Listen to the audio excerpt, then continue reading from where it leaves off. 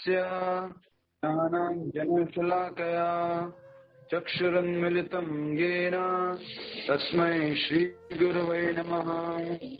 नमः ॐ विष्णुपादाय कृष्णपृष्ठाय भूतले श्रीमते भक्तिवेदान्ता स्वामिन् इति नामिने।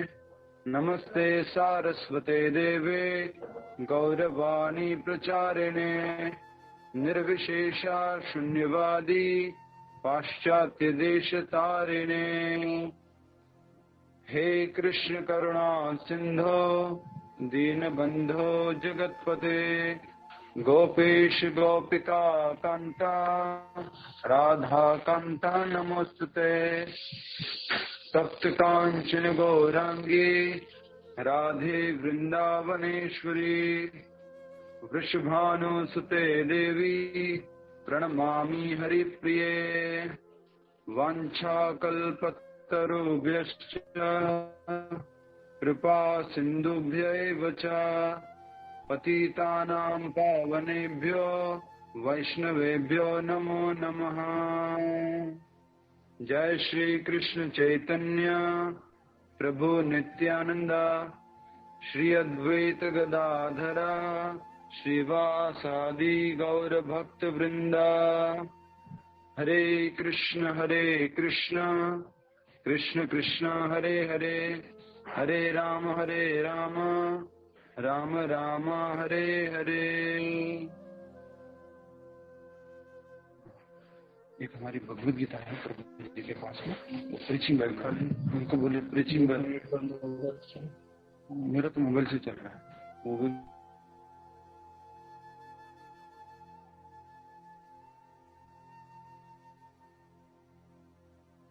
आप कर सकते हो। भगवद गीता के प्रीचिंग बैल भगवान के आह्वान मंत्र से सभी भक्तों के इस आह्वान मंत्र को दोहराएंगे। ओम नमो भगवते वासुदेवाय।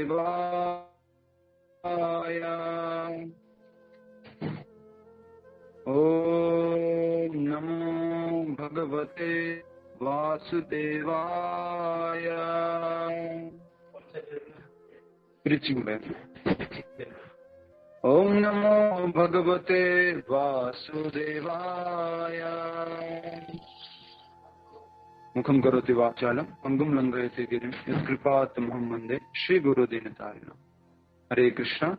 आज हम भगवद गीता के दूसरे अध्याय से जो अंतिम श्लोक है, श्लोक संख्या 72, जिसमें भगवान हर एक व्यक्ति को अंत समय में कैसी अपनी मन की स्थिति रखनी चाहिए, मन में हमारा किस प्रकार स्थिरता होनी चाहिए, उसके बारे में भगवान बता रहे हैं।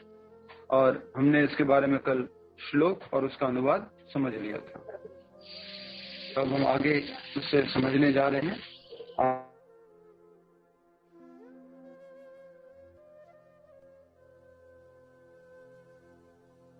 आप सभी लोग जो है हमारे, अच्छा रहेगा एक बार देखने के लिए।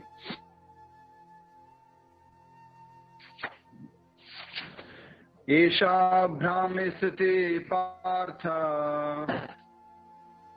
नैनां प्राप्य विमोहिते स्थित्वा मस्यान्तकालेऽपि ब्रह्म निर्वाणमृच्छति। एक बार। एषा ब्राह्मे स्थिते पार्थ नैनां प्राप्य विमोहिते स्थित्वा स्यामन्तकालेऽपि ब्रह्म निर्वाणमृच्छति। अनुवाद दोहराएंगे सभी भक्त लोग। यह आध्यात्मिक तथा ईश्वरीय जीवन का पथ है, जिसे प्राप्त करके मनुष्य मोहित नहीं होता।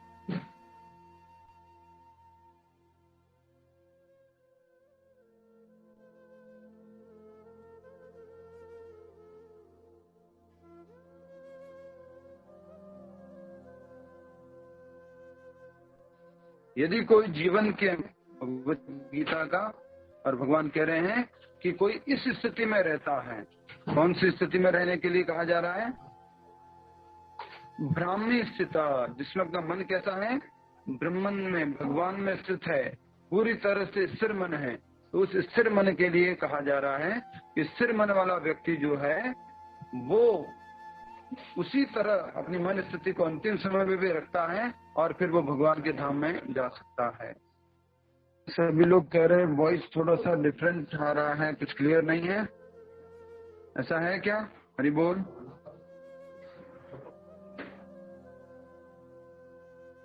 माइक अनम्यूट करके बोल अच्छा, प्रॉब्लम है। आई थिंक अब भी क्लियर होगा, ऐसा कुछ? Now it's clear.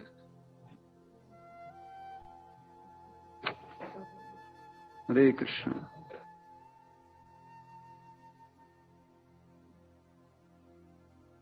अनुभव को बोले ना, इंटरनेट नहीं आ रहा उसमें, वो बोला चालू करके बंद करेगा।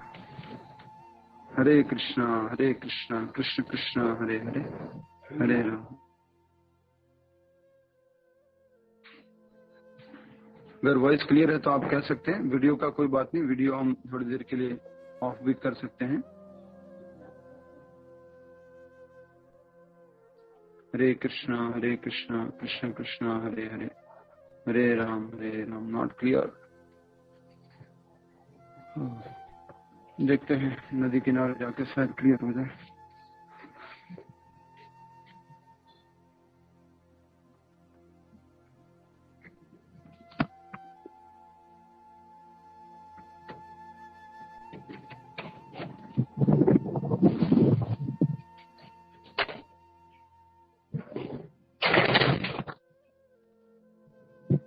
हरे कृष्णा, क्या अभी क्लियर है? हरि बोल। Hare Krishna, hope it's better now. Hari बोल। हरे कृष्णा,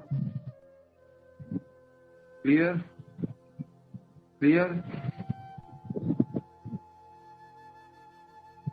हरे कृष्णा। तो हम श्रीमद् भगवद गीता के इस दूसरे अध्याय का अंतिम श्लोक में समझ रहे हैं कि अंत काल में जो भगवान का स्मरण करता है वो जो है भगवान के, जैसा कि आप जानते हैं श्लोक संख्या 55 से लेकर के 71 तक जो भगवान ने बताया है, उस स्थिति के बारे में भगवान कह रहे हैं कि अगर हम ऐसी स्थिति रखेंगे तो क्या होगा, अंत समय में भगवान को प्राप्त कर पाएंगे। अब मैं तात्पर्य पढ़ूंगा, आप सभी लोग तात्पर्य की तरफ ध्यान दीजिए। हरे कृष्ण। कुछ लोग अभी भी नहीं सुन पा रहे हैं, ऐसा है क्या? अभी तो फुल नेटवर्क आ रहा है, 4G प्लस दिखा रहा है, वीडियो नहीं आ रहा है। ऐसा तो हो नहीं सकता, वीडियो तो आ रहा है।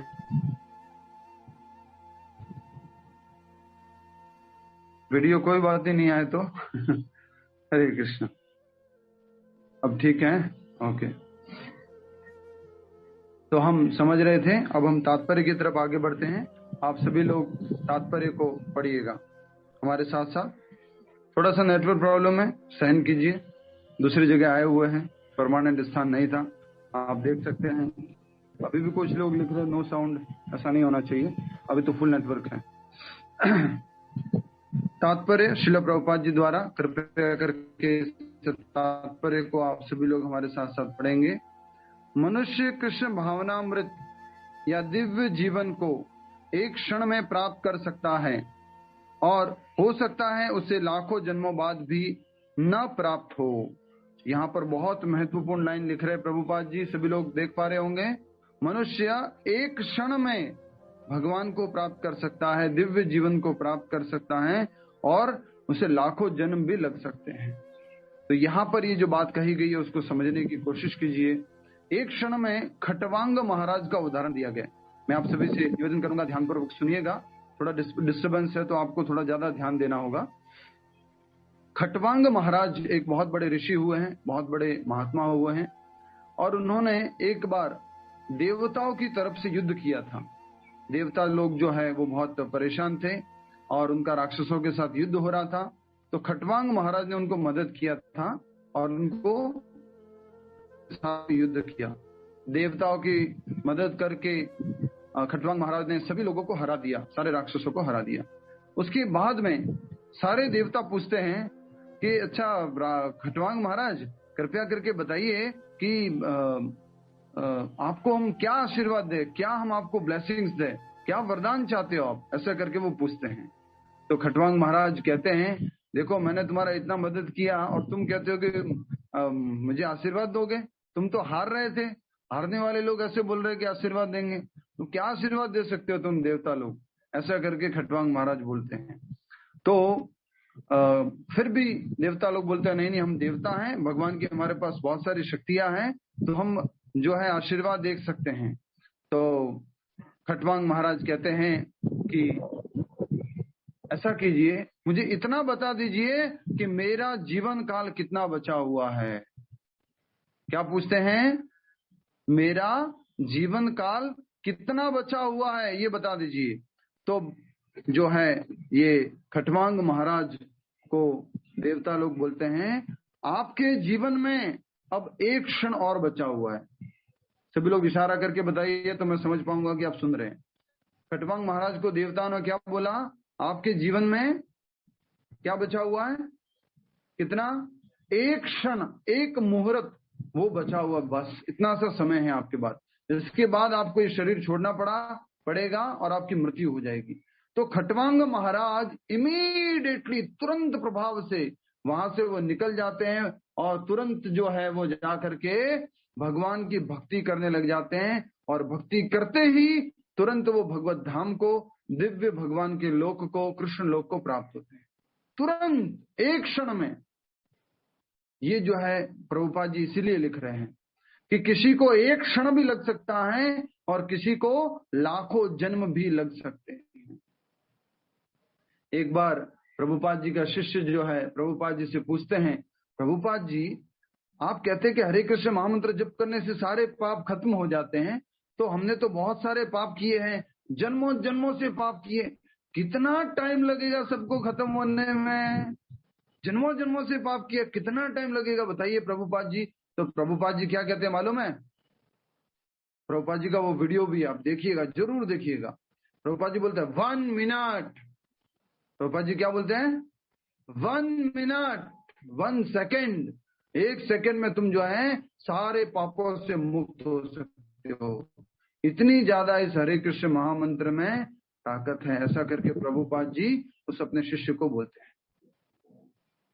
इसीलिए हमें जानने की जरूरत है। आज हम इंपॉर्टेंट टॉपिक पर डिस्कस कर रहे हैं। हमने 2 दिन का समय लिया इस टॉपिक के लिए, क्योंकि हम सबको भगवत धाम जाना है और भक्ति करनी है। या तो इस जन्म में कर लो, या अगले जन्म में करना, या 10 जन्म बाद, 20 जन्म बाद, 1000 जन्म बाद, 1 लाख जन्मों बाद, 10 लाख जन्मों बाद करना क्या पड़ेगा? इशारा करके बताइए, करना क्या पड़ेगा? भक्ति, भगवान का नाम जप कीर्तन, यही करना पड़ेगा, और कोई दूसरा ऑप्शन नहीं है।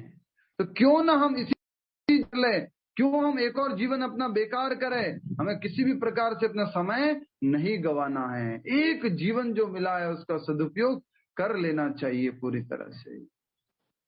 इसलिए प्रभुपाद जी ने कहते हैं अपने शिष्यों से, प्रभुपाद जी कहते हैं, क्या कहते हैं? 4 नियमों का पालन करो, 16 माला का जप करो, भगवान को भोग लगाकर प्रसाद पाओ। मैं गारंटी देता हूं, आज तक किसी भी गुरु ने गारंटी नहीं दी है। प्रभुपाद जी क्या बोलते हैं? मैं गारंटी देता हूं कि आप सभी लोग भगवत धाम को जाओगे। श्रील प्रभुपाद की जय। प्रभुपाद जी बोलते हैं सभी लोग भगवान के धाम जाओगे अगर आप इतना सा पालन कर लो तो। अध्याय का 5वां श्लोक भी समझा था अहमदाबाद से, और आज सूरत में, तो डेली थोड़ा बहुत देख ही रहे हैं, कभी कहाँ थोड़ा बहुत कोशिश कर रहे हैं, जहां पर भी है, जैसे भी है, जिस भी अवस्था में है, कथा चलती रहे। तो उस 8वें अध्याय के 5वें श्लोक में भगवान कहते हैं कि असंशयम अंत काले च मामेव स्मरण मुक्त्वा कलेवरम यह प्रयाति समद्भावम नास्ति इति अतः संशय। इसमें कोई संशय नहीं है कि तुम मेरे धाम को आओगे। उसी प्रकार से प्रभुपाद जी भी जो कह रहे हैं उसमें कोई संशय नहीं है कि हम प्रभुपाद जी के कहने पर 16 माला का जप करेंगे और 4 नियमों का पालन करेंगे, भगवान को अर्पण किया और प्रसादी खाएंगे, तो हम भगवान के धाम जा सकते हैं, इसमें कोई डाउट नहीं है, रंच मात्र भी संशय नहीं। आगे बढ़ते हैं हम। नेक्स्ट लाइन नंबर 2, सभी लोग तात्पर्य में देखिए। यह तो सत्य को समझने और स्वीकार करने की बात है। इस सत्य को हमें स्वीकार करना होगा, या तो हम इसी जीवन में भक्ति कर लें या लाखों जन्म लगा लें। तो यह तो सत्य को समझने और स्वीकार करने की बात है। खटवांग महाराज ने अपनी मृत्यु के कुछ मिनट पूर्व कृष्ण के शरणागत होकर ऐसी जीवन अवस्था प्राप्त कर ली। श्री खटवांग महाराज की।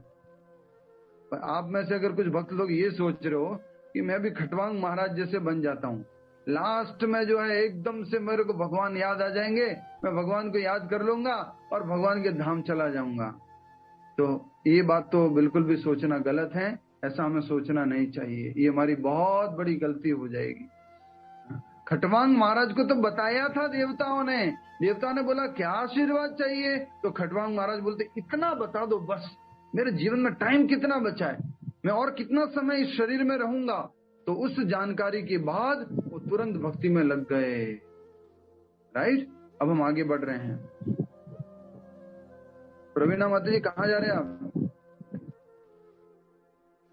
ठीक है ठीक है, लेके आइए, नोट्स बनाने के लिए पेन लेके आइए। खटवांग महाराज ने अपनी मृत्यु के कुछ मिनट पूर्व कृष्ण के शरणागत होकर ऐसी जीवन अवस्था प्राप्त कर ली। निर्वाण का अर्थ है भौतिकवादी जीवन शैली का अंत। अब मैं पूछना चाहूंगा, कल जिनके घर गया था उन लोगों से, तो नंबर आता है पहले, सबसे पहले किसका आएगा? रेखा माता जी का नंबर आएगा। रेखा माता जी, यस, माइक अनम्यूट करके बोलिए। रेखा माता जी आप माइक अनम्यूट कर सकते हैं,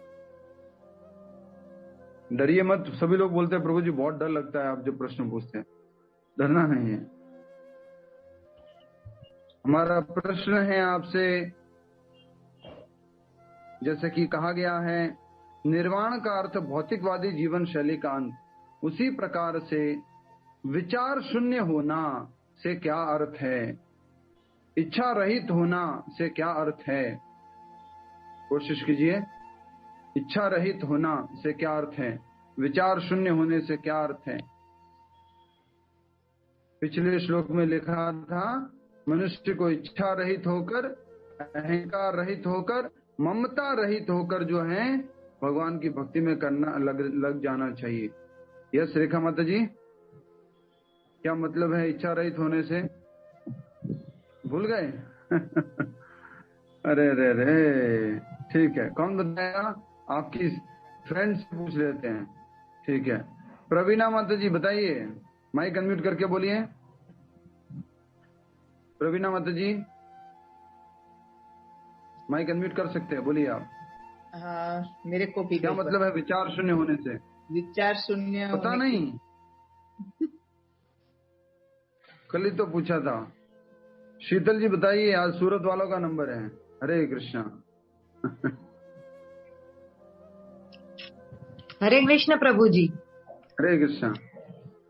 इच्छा शून्यता का मतलब है अपने लिए कोई इच्छा ना करके सिर्फ कृष्ण भाव मूर्ति के लिए इच्छा करना, या लिए कुछ इच्छा नहीं करना, इसको इच्छा शून्यता कहते हैं। सारी इच्छा भगवान के लिए करना, उसको इच्छा शून्यता कहते हैं। ठीक है, और इसी को हमने क्या समझा था? काम और प्रेम। काम मतलब सारी इच्छा हमारे लिए करना, हमारे लिए, प्रेम मतलब भगवान के लिए सारी इच्छा करना। समझ में आ रहा है आप सभी को? रेखा माता जी याद आ भी क्यों? ठीक है, नेक्स्ट। तो निर्वाण शब्द का अर्थ है भौतिक जीवन शैली का अंत करना, मतलब कि भौतिक शरीर बार बार धारण नहीं करना, जन्म मृत्यु के इस चक्र में नहीं आना। बौद्ध दर्शन के अनुसार इस भौतिक जीवन के पूरा होने पर केवल शून्य शेष रहता है, किंतु भगवत गीता की शिक्षा इससे भिन्न है। बौद्धिक लोग जो बौद्ध धर्म को मानते हैं, वो लोग कहते हैं कि इस जीवन के बाद कुछ नहीं है, सब कुछ क्या हो जाएगा? इशारा करके बताइए, सब कुछ क्या हो जाएगा? इशारा करके बताइए, इशारा करना है। सब कुछ क्या हो जाएगा? संध्या माता जी, कहाँ ध्यान है? क्या हो जाएगा बौद्ध धर्म के अनुसार इस जीवन के बाद में? माइक अनम्यूट करके बोलिए।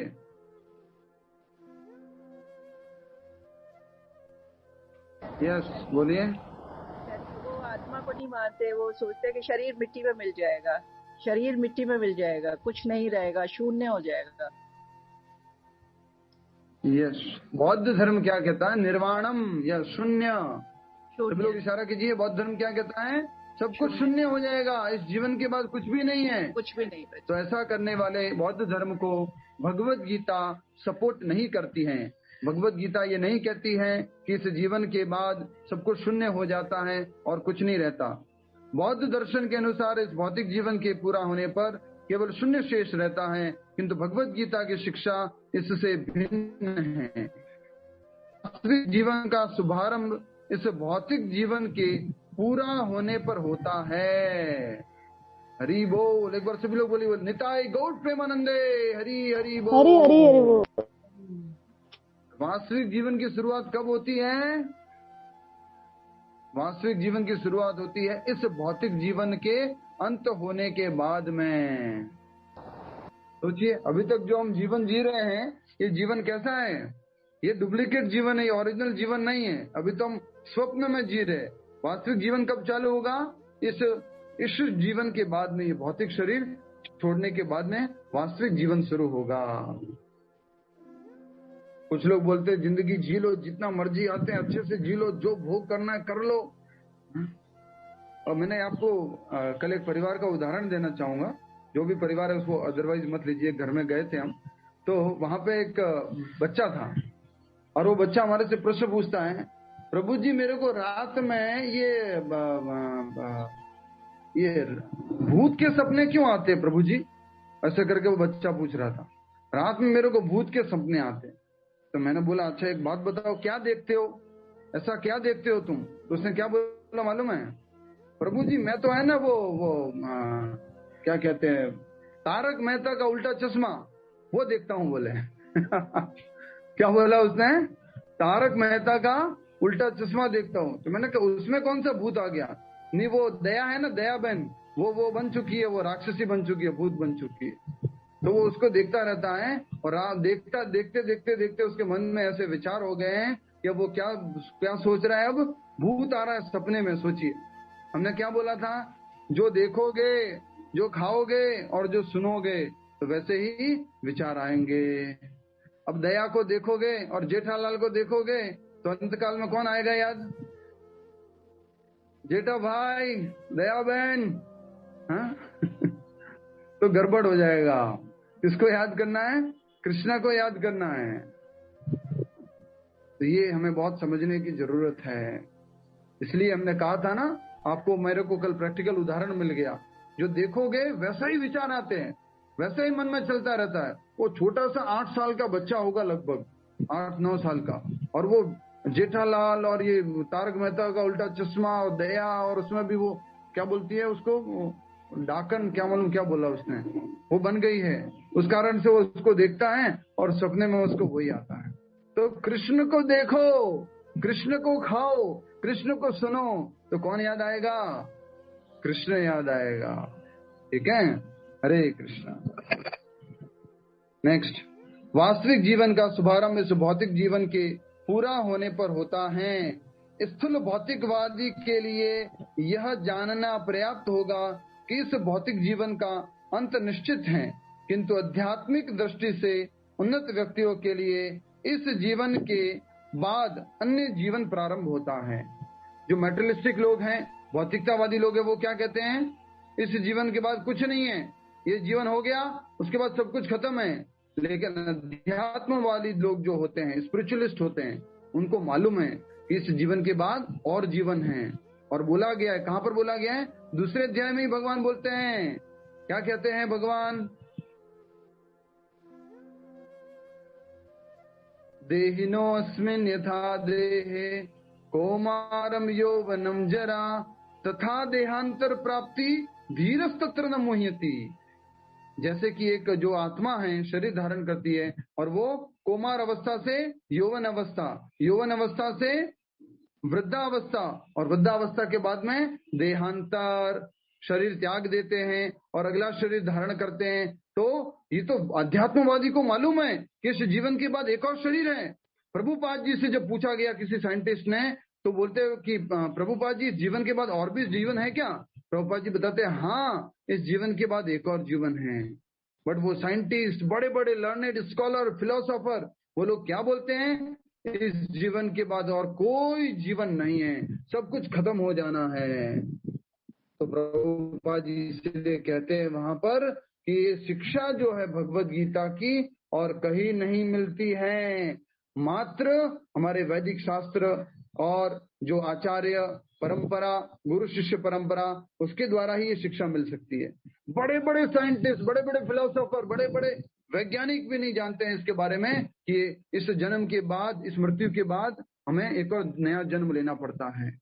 और हमने ये समझा था, गीता में भी समझा था, जातस्य ही ध्रुवो मृत्यु, ध्रुवोर मृत्यु जन्मश्चा, जिसकी मृत्यु हुई है उसका जन्म फिक्स है, और जिसका जन्म हुआ है उसका मृत्यु फिक्स है। ये किसके बराबर है? दो ध्रुवों के बराबर। कल किसी के घर में गए थे तो उनकी बेटी का नाम था ध्रुवा, आई थिंक। तो हमने पूछा क्या मतलब होता है इसका, तो उन्होंने बताया ध्रुवा मतलब स्टेबल, उसको कोई चेंज नहीं कर सकता, फिक्स्ड। तो उसी तरह से जिसका जन्म हुआ है उसका मृत्यु भी होगा, ये फिक्स्ड है, उसको कोई चेंज नहीं कर सकता है। आइए हम थोड़ा सा राजा परीक्षित की कथा सुन लेते हैं, उसके बाद इस तात्पर्य में आगे बढ़ेंगे। हरि बोल, ध्यान दीजिए, स्टोरी टाइम, स्माइल प्लीज। हरे कृष्णा। थोड़ा सा दर्शन कर लीजिए, ये ताप्ती नदी है सूरत के अंदर, और देख पा रहे होंगे आप।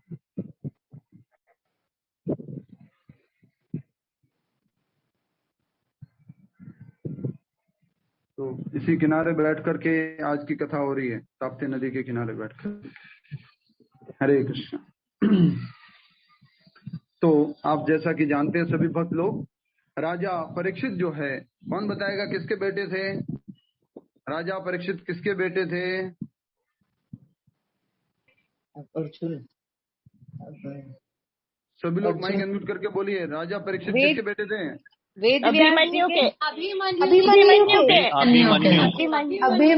प्रभु जी, अभिमन्यु के बेटे, अभिमन्यु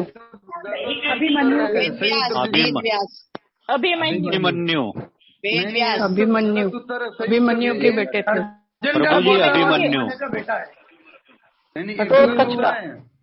घटोत्कच का अभिमन्यु का पौत्र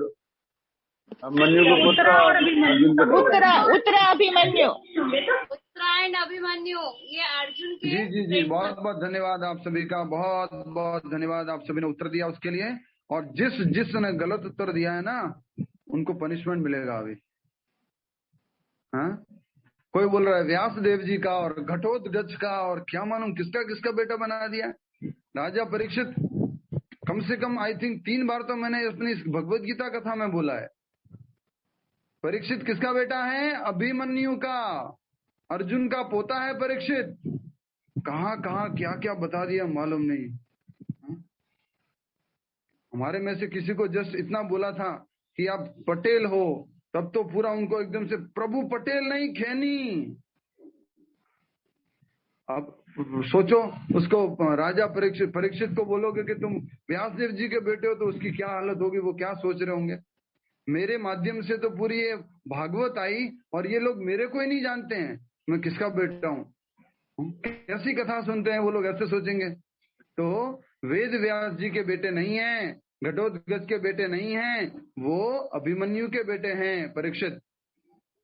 और जल्दी से समझते हैं शॉर्ट में, इसको लंबे में कभी और समझेंगे, क्योंकि अभी यहाँ 4 बजे कीर्तन चालू होने वाला है रसराज प्रभु जी का, तो जल्दी से हम इसको करते हैं। राजा परीक्षित एक बार शिकार करने गए हुए थे, और वो अकेले पड़ गए, और उनको बहुत प्यास लगी। प्यास लगने के कारण वो आसपास ढूंढ रहे थे कि कहाँ जल मिलेगा। उनको कहीं जल नहीं मिला, लेकिन दूर उनको कोई झोपड़ी दिखाई दी, और झोपड़ी में वहां पर वो देखते हैं कि एक समीक ऋषि है। ऋषि का नाम था समीक ऋषि। समीक ऋषि अपनी जो तपस्या में बैठे हुए हैं, और तपस्या में बैठते इतना ध्यान में है कि उनको मालूम नहीं कि राजा परीक्षित वहां पर आए हैं। कोई भी वहां पर आया है और वो राजा परीक्षित उनसे प्रार्थना करते हैं, कृपया करके हमें जल दीजिए, हमें प्यास लगी है, पानी पिलाइए, ऐसे करके निवेदन करते हैं। लेकिन वो ध्यान में थे, इस कारण से कुछ भी नहीं सुन पाए, तो उन्होंने उनके प्रश्न का उत्तर नहीं दिया, उनको पानी नहीं पिलाया, उनको आदर सत्कार नहीं किया राजा को। और राजा ने, परीक्षित ने और निवेदन किया कि मुझे जल पिला दीजिए, जल पिला दीजिए, मैं बहुत प्यासा हूं। कोई उनको पानी नहीं पिलाया। और राजा जो हमारे समीक ऋषि थी, उनकी भी कोई गलती नहीं थी, वो तो अपने ध्यान में बिजी थे। और उस कारण से राजा परीक्षित को क्या आ गया, क्या आ गया, इशारा करके बताइए सभी लोग। जब इच्छा पूरी नहीं होती तो क्या होता है गीता के श्लोक के अनुसार? थोड़ा आंखें भी बड़ी करनी होती है, खाली हाथ नहीं दिखाना होता। गुस्सा आ गया। क्या आ गया? गुस्सा आ गया। तो गुस्सा आने के कारण वहां पर एक मरा हुआ सांप पड़ा था, तो मरा हुआ सांप उठाया उन्होंने और उस ऋषि के गले में डाल दिया। इतना अपमान किया मेरा तुमने, मैं यहाँ पर आया, मेरी वजह से ऋषि तुम लोग सुरक्षित रहते हो, मेरा अपमान करते हो। उनके गले में सांप डाल दिया मरा हुआ। और उस कारण से वो सांप डालकर वहां से गए, वहां से वो राजा परीक्षित चले गए। उसके बाद में उनका बेटा आता है और उसका नाम क्या था? कोई इशारा करके बता सकता है? इशारा करके बता दीजिए उसका नाम क्या था। इशारा करके बताना है। एक्सपर्ट कोई है आप में से? इशारा करवानो छे बनानी माता जी, इशारा करके बताना है। कोई नहीं? इशारा करके, बेटे का नाम क्या था? इशारा करके नहीं बता पा रहे। मैं बता दूं आपको, मैं बता दूं इशारा करके, फिर आप नाम बोलिएगा।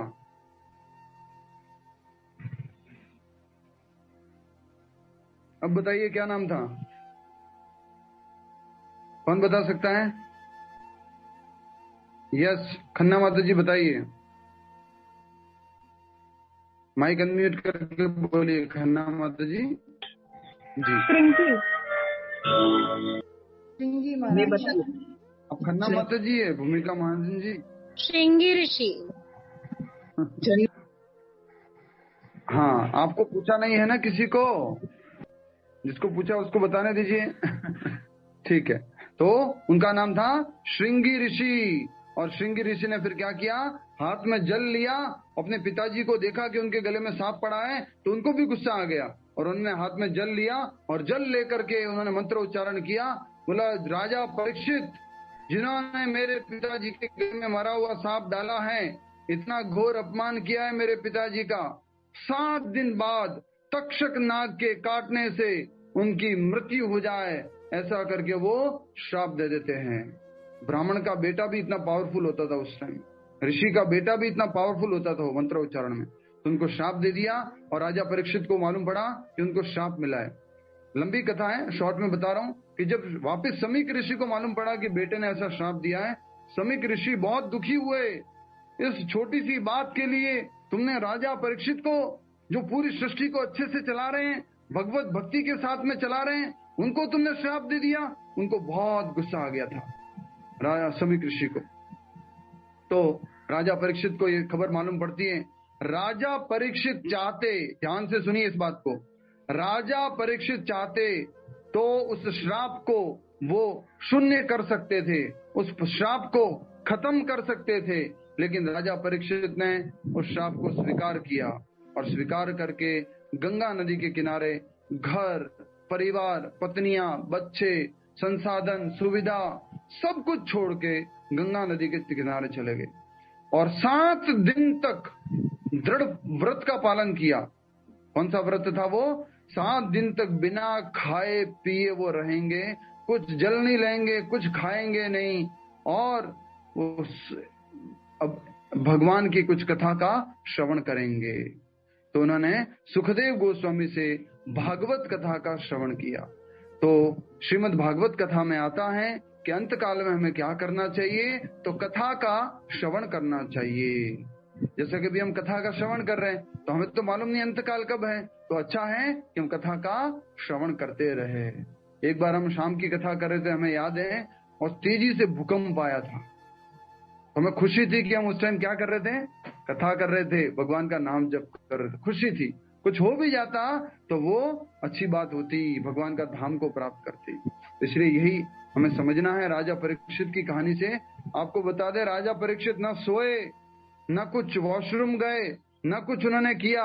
7 दिन 7 रात तक पूरी उन्होंने भगवत कथा का श्रवण किया था और अंत में अपने जीवन को परफेक्ट कर लिया और वो भगवान के धाम चले गए। ठीक है, तो ये हमें समझने की जरूरत है कि अंतकाल जो हमारा फाइनल एग्जाम है, डेथ जो हमारी अंतिम परीक्षा है, उसके में अच्छे से तैयारी करनी है। आगे बढ़ते हैं। कल की स्टोरी याद है ना, अकबर बिरबल वाली, अंतकाल वाली। अंतिम यात्रा की अगर तैयारी नहीं की है तो उसको क्या दे देना है जा करके, वो तो छतरी वालों छे, उसको जाके छतरी दे दिया उसको हाथ में। बिरबल को जाके वो छतरी दे दिया, अकबर को जाके छतरी दे दिया। बिरबल को बोला तो तुम्हारे से ज्यादा कोई मूर्ख मिले तो उसको छतरी दे देना, उसको उसने वो दे दिया था। ठीक है, नेक्स्ट। इस जीवन का अंत होने के पूर्व यदि कोई कृष्ण भावनामृत हो जाए तो उसे तुरंत ब्रह्म निर्वाण अवस्था प्राप्त हो जाती है। क्या लिखा है, वापस पढ़िए, निवेदन करता हूं आप सबसे। लिखा है, इस जीवन के अंत होने के पूर्व यदि कोई कृष्ण भावना भावित हो जाए तो उससे तुरंत ब्रह्म निर्वाण अवस्था प्राप्त हो जाती है। भगवत धाम तथा भगवत भक्ति के बीच में कोई अंतर नहीं है। तो यहाँ पर ये कहा गया है कि अगर कोई अभी, प्रवीणा माता जी समझ में आ रहा है? कल पूछूंगा फिर। रेखा माता जी समझ में आ रहा है? हाँ, नहीं तो अहमदाबाद आके पूछेंगे फिर। हरे कृष्णा। तो कह रहे हैं यहाँ पर कि अगर हमने जीते जी, जब तक हमारे पास ये शरीर है, तभी हम अगर भगवत भक्ति कर लें, भगवान का नाम जप कर लें, कीर्तन कर लें, अनासक्त हो जाए, आसक्ति रहित हो जाए, तो ये जीवन भी क्या बन जाएगा, हमारा भगवत धाम बन जाएगा। जीते जी हम मुक्त हो जाएंगे, इसको बोलते हैं जीवन मुक्त। इसलिए कहा गया यहाँ पर लाइन में, भगवान की भक्ति में और भगवान के धाम में कोई अंतर नहीं है, क्योंकि जहां भगवान की भक्ति होती है वो क्या बन जाता है, भगवान का धाम बन जाता है। जे दीने ग्रहे ते भजन हया को भया, जिस भजन कीर्तन संकीर्तन होता है उस दिन घर क्या बन जाता है, गोलोक बन जाता है। ठीक है, नेक्स्ट। चूंकि दोनों चरम पद है, अतः भगवान की दिव्य प्रेमा भक्ति में व्यस्त रहने का अर्थ है भगवत धाम को प्राप्त करना। भगवान की भक्ति में अगर हम व्यस्त रहेंगे, हमेशा भक्ति करते रहेंगे, तो हम किसको प्राप्त करेंगे, भगवान के धाम को। सभी लोग माइक अनम्यूट करके बताइए, भगवान के धाम का क्या नाम है? Mike unmute. गोलोक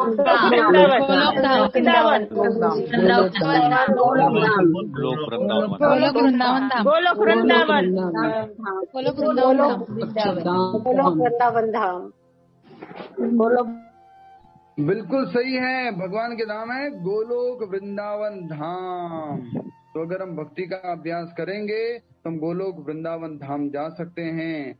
अतः भगवान की दिव्य प्रेमा भक्ति, एक होती है साधना भक्ति जिसको हम प्रयास कर रहे हैं, और एक होती है प्रेमा भक्ति जिसमें प्रयास करने की जरूरत नहीं पड़ती है, स्वतः ही आती है, मन से ही आती है, ऑटोमेटिकली हम उस भक्ति को करते हैं। उसको क्या कहते हैं, प्रेमा भक्ति।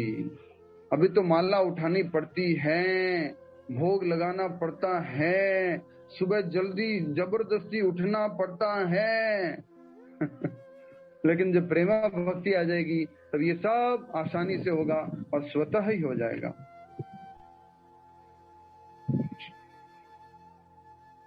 भौतिक जगत में इंद्रिय तृप्ति विषय कार्य होते हैं और आध्यात्मिक जगत में कृष्ण भावना भावित विषय होते हैं। तो इसको अंतर को लिख दीजिए। आध्यात्मिक जगत में कौन से कार्य होते हैं, कृष्ण विषयक, कृष्ण के इर्द गिर्द, कृष्ण के संबंधित कार्य होते हैं आध्यात्मिक जीवन में, आध्यात्मिक जगत में।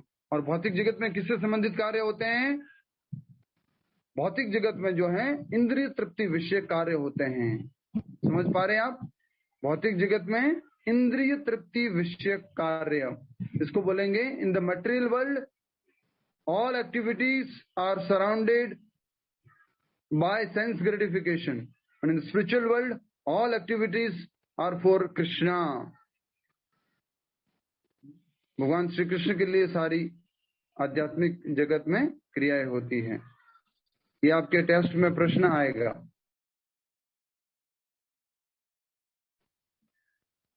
भौतिक जगत में इंद्रिय तृप्ति विषय कार्य होते हैं और आध्यात्मिक जगत में कृष्ण भावनामृत विषय। इसी जीवन में ही कृष्ण भावनामृत की प्राप्ति तत्काल ब्रह्म प्राप्ति जैसी है, और जो कृष्ण भावनामृत में स्थित होता है और निश्चित रूप से पहले ही भगवत धाम में प्रवेश कर चुका होता है। मैंने क्या कहा था आपको, जीते जी, जब हम जिंदा हैं तभी हम क्या बन सकते हैं, भक्त बन करके अपने घर को गोलोक बना सकते हैं, गोलोक वृंदावन बना सकते हैं, भगवत धाम को प्राप्त कर सकते हैं जीते जी। तो जीते जी भगवान के गोलोक धाम को प्राप्त होना, इसको आप लिखेंगे अपने सामने, उसमें लिखेंगे जीवन मुक्त। उसको व्यक्ति को क्या बोलते हैं? मीना माता जी बोलिए माइक अनम्यूट करके, उस व्यक्ति को क्या बोलते हैं? कीजिए माइक अनम्यूट। जीवन मुक्त। यस, जीवन मुक्त कहा जाता है उस व्यक्ति को जो जीते जी इस जन्म मृत्यु के चक्र से मुक्त हो जाए, अर्थात वो भगवत भक्ति को प्राप्त कर ले, हमेशा भगवान की भक्ति में लगा रहें और कभी भी भगवान को भूले नहीं, कभी भी भौतिक कार्य में प्रवृत्त नहीं हो, हमेशा कृष्ण विषय कार्य करे, कृष्ण के लिए ही कार्य करे। और उसको क्या कहते हैं? कृष्ण विषय कार्यों को क्या कहते हैं? इशारा करके बताइए, इशारा करके बताना, हाथ खड़ा नहीं करना है, इशारा करके बताना है। कृष्ण विषय कार्यों को क्या बोलते हैं?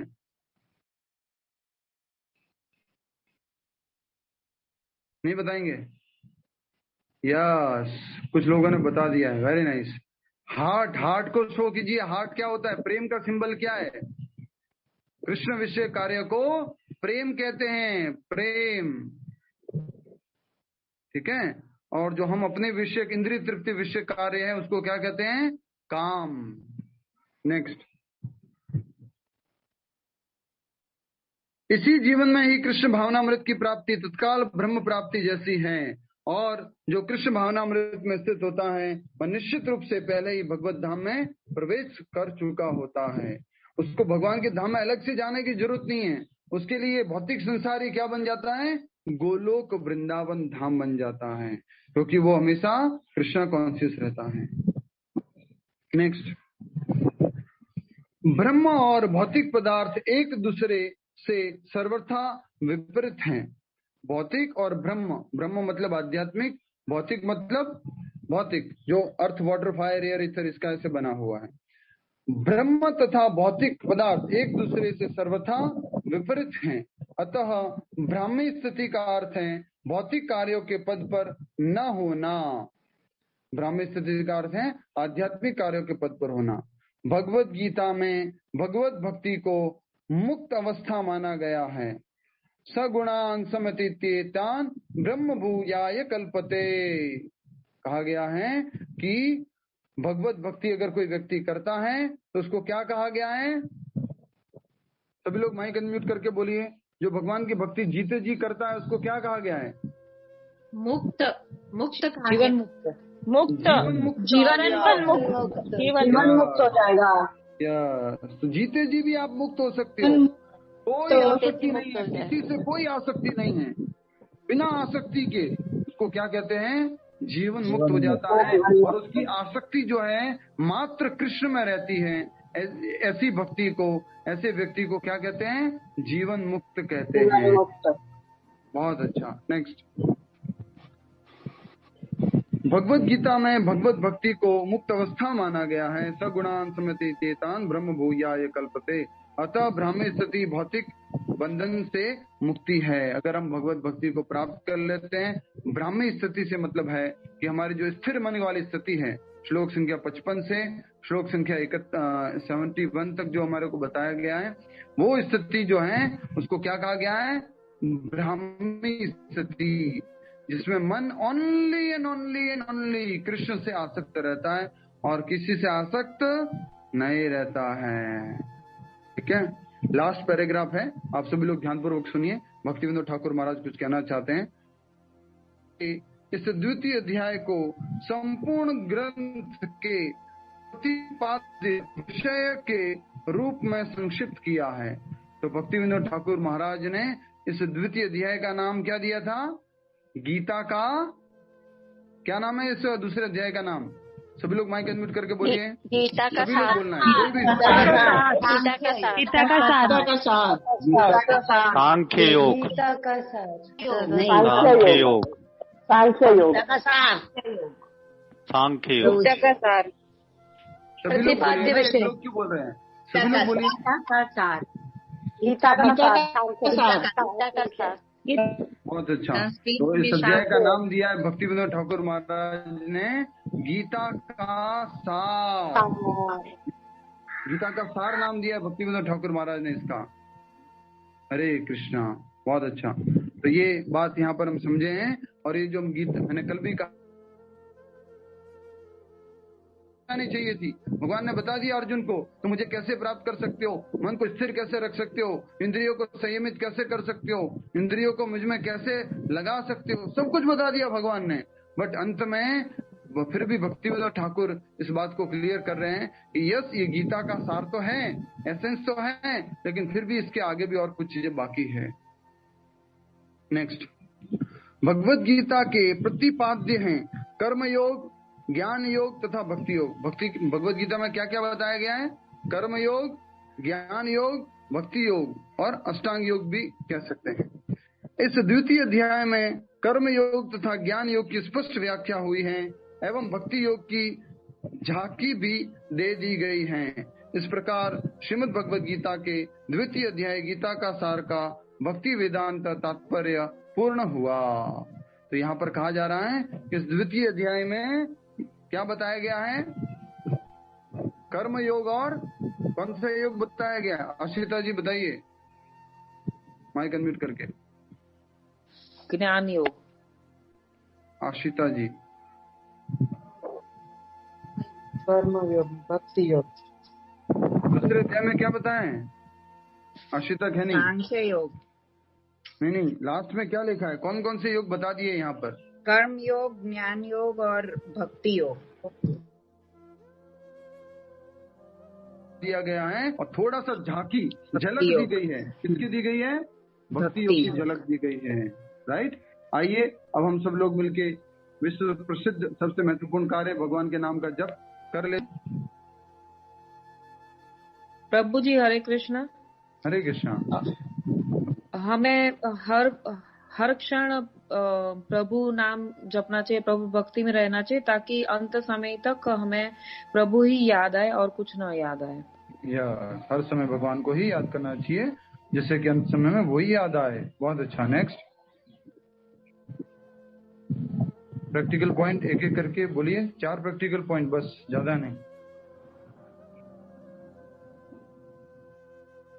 नेक्स्ट प्रैक्टिकल पॉइंट जी। प्रभु जी, जहाँ पर भी निरंतर कीर्तन होता है, भगवत स्मरण होता है, भगवान का जप होता है, वही स्थान भगवान का धाम बन जाता है। इसलिए हमें निरंतर कीर्तन और जप करना चाहिए। यस, हमें निरंतर कीर्तन भजन करना चाहिए, क्योंकि जिस स्थान पे ये होता है वो स्थान भगवान का धाम बन जाता है। नेक्स्ट। हरे कृष्णा प्रभु जी। हरे कृष्णा। प्रभु जी, हमें प्रभुपाद जी की ये बात ध्यान में रखनी चाहिए कि यदि हम नियमित रूप से 16 माला का जप और उनके द्वारा बताए गए 4 नियमों का पालन और भगवान का नियमित भोग लगाकर प्रसाद खाते हैं, तो हमें निश्चित रूप से भगवत धाम की प्राप्ति होगी। यह 4 नियमों का पालन और 16 माला का अगर हम जप करते हैं, निश्चित रूप से हम भगवत धाम को प्राप्त कर सकते हैं। नेक्स्ट, और कोई प्रैक्टिकल पॉइंट? हरे कृष्णा प्रभु। हरे कृष्णा। प्रभु, हमारा धाम जाना हमारी कृष्णा कॉन्शियसनेस की सीरियसनेस पे डिपेंड करता है, तो इसलिए हमें सीरियसली लेना है इस चीज को।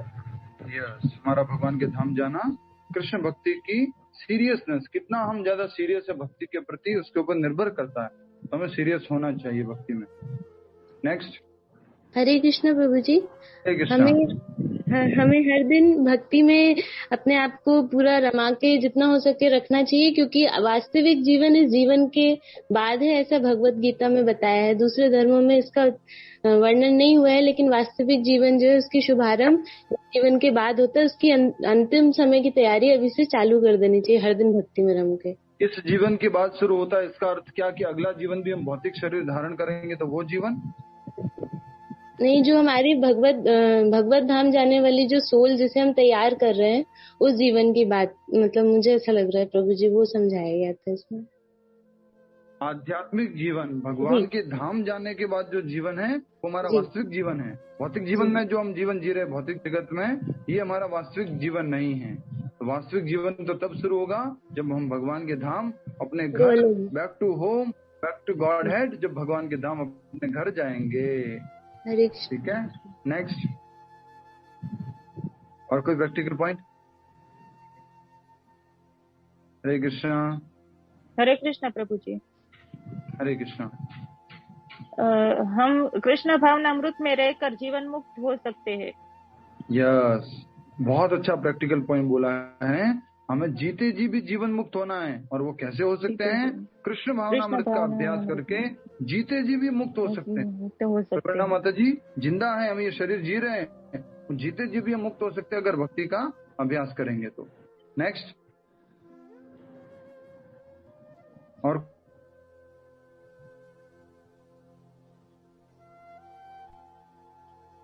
कोई नहीं? भक्ति और भगवत धाम में कोई अंतर नहीं है आध्यात्मिक जीवन में। तो प्रैक्टिकल पॉइंट क्या है? मतलब कृष्णा से तो हमें भक्ति करनी चाहिए। अगर हम भक्ति करेंगे तो जीते जी हम भगवत धाम में हो जाएंगे। ये धाम हमारा भगवत धाम बन सकता है अगर हम भगवत भक्ति करेंगे तो। एक और प्रैक्टिकल पॉइंट, जिस प्रकार से खटवांग महाराज ने अपना एक क्षण को भी व्यर्थ नहीं किया और क्षण व्यर्थ किए बिना भगवान की भक्ति की, उसी प्रकार से हमें भी एक क्षण भी व्यर्थ किए बिना भगवत भक्ति का अभ्यास करना चाहिए। ठीक है, हरे कृष्णा। हरे कृष्णा।